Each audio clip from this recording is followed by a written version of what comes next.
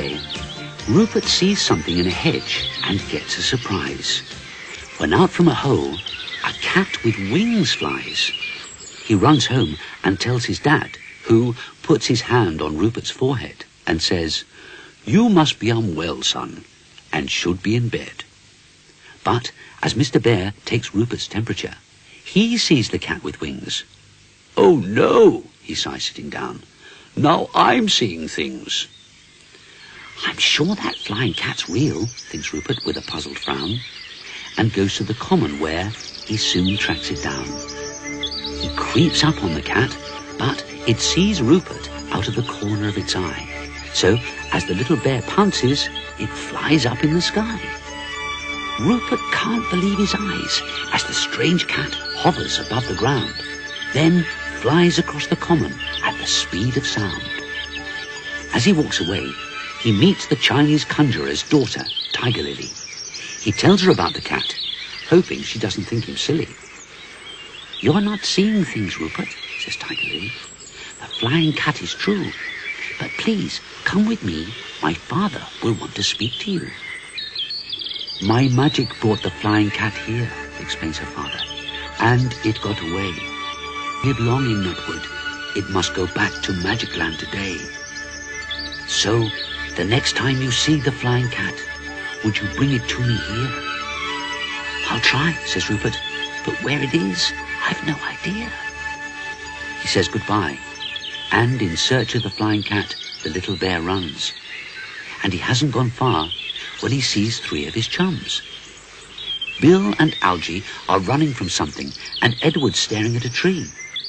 "Rupert," he says, "a flying cat's just attacked Bill and Algy.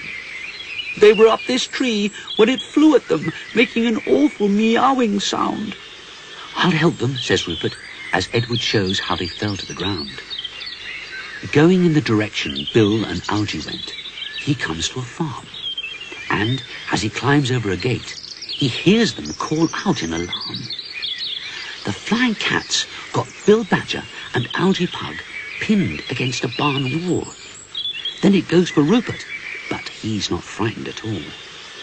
Instead, he calls gently to the flying cat, which flies up into the air, lands on Rupert's shoulder, and calmly sits there. "How did you get it to do that?" Bill and Algy call out in surprise. "I've really no idea," the little bear replies. But Podgy Pig comes along and says, "Where did you get that ugly thing?" and screams in fright as the flying cat starts attacking. "I see," says Rupert. "You go for my friends when they call you ugly, while all you really want is to be spoken to nicely." With that, the flying cat jumps into the arms of the little bear, and his chums watch as he carries it away with care.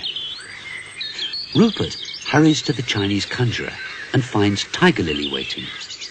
"You found the flying cat very quickly," she says, smiling.